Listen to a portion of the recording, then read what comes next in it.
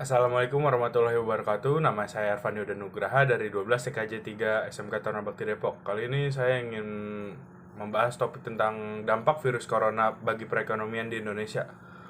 Oke, virus corona tidak hanya memiliki dampak kesehatan, dampak virus corona bagi perekonomian Indonesia juga tidak kecil.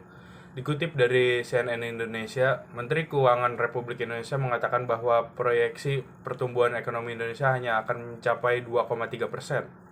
Bahkan, dalam situasi terburuk, ekonomi bisa minus hingga 0,4%.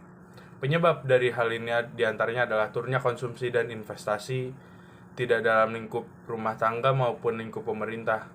Lalu, bagaimana dampak virus corona bagi industri-industri di Indonesia?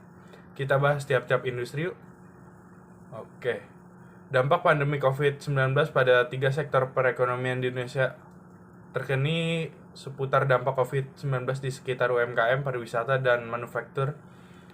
Setelah pandemi COVID-19 berhasil menyusup masuk Indonesia, bidang UMKM, pariwisata, dan manufaktur dinobatkan sebagai sektor paling terdampak. Berikut gambarannya.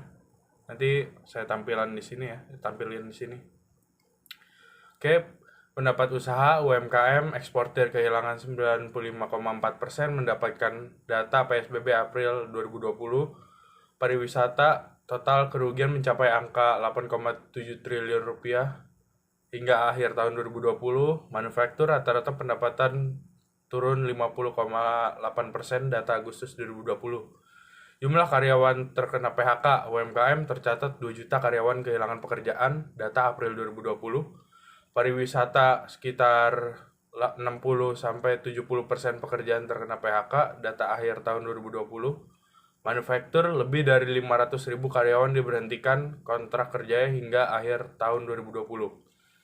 Anggaran pemulihan dan pemerintah UMKM sekitar 112 triliun rupiah, pariwisata 3,8 triliun rupiah, manufaktur 8,15 triliun rupiah.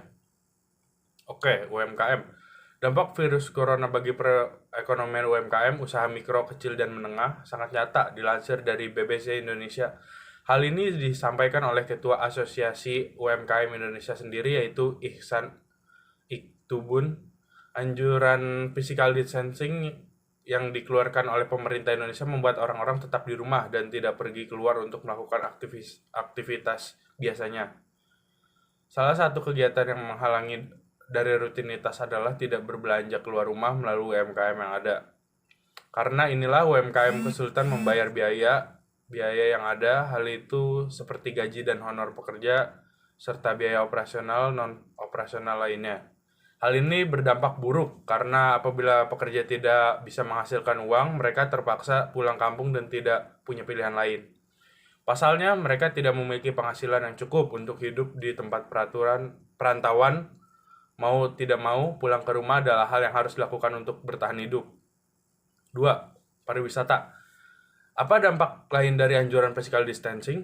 Tentu saja tidak ada jalan-jalan dan traveling. Agen perjalanan hotel, transportasi, pemandu wisata, hingga restoran pun terkena dampak dari virus corona ini. Tidak hanya kamu sebagai turis lokal, anjloknya angka turis mancanegara juga merupakan hal yang tidak dapat dihindari. Pekerja juga terkena dampak virus corona bagi perekonomian sektor pariwisata dan membutuhkan cara menghasilkan uang dari rumah saat wabah. Hal ini terjadi pada pola yang mirip dengan lesunya industri UMKM. Dilansir dari Liputan 6, World Travel dan Tourism Council memprediksi akan ada 75 juta tenaga industri perjalanan dan pariwisata yang bisa kehilangan pekerjaan mereka. 3. Kita ke manufaktur. Menjelang Ramadan, dunia manufaktur normalnya menggenjot industri karena naiknya permintaan masyarakat. Sayangnya, karena corona datang, manufaktur tidak bisa melakukan hal itu. Dilansir dari Kata Data, dampak virus corona bagi perekonomian ini memaksa perusahaan manufaktur untuk menurunkan produksinya. Ada karyawan harian yang diminta untuk libur bergantian sehingga pendapatannya berkurang setengah. Apabila dirumahkan sepenuhnya, mereka juga harus melakukan perhitungan pesangon. Karyawan harian juga terancam kehilangan pekerjaan dan berakhir terpaksa dalam kampung atau cari pekerjaan lain. Karena proses pengolahan berkurang, impor bahan baku mengalami penurunan. Selain itu, hasil akhir proses manufaktur juga akan mengalami penurunan ekspor karena penurunan permintaan dari luar negeri. Menunggu ekonomi sembuh, pertanyaannya adalah kapan ekonomi akan membaik? Terdapat dua skenario kemungkinan. Satu, cepat. Dilansir dari CNBC, untuk wilayah Asia Pasifik, Indonesia ekonomi akan pulih dengan sendirinya ketika wabah corona mereda. Hal ini terjadi karena sebenarnya melusurnya ekonomi terjadi bukan karena krisis ekonomi itu sendiri, melainkan masalah kesehatan masyarakat. Nah, apabila virus corona menghilang, maka angka permintaan konsumen akan naik kembali. Naiknya angka permintaan konsumen diharapkan akan kembali menormalkan dampak virus corona bagi perekonomian. 2. Pelan.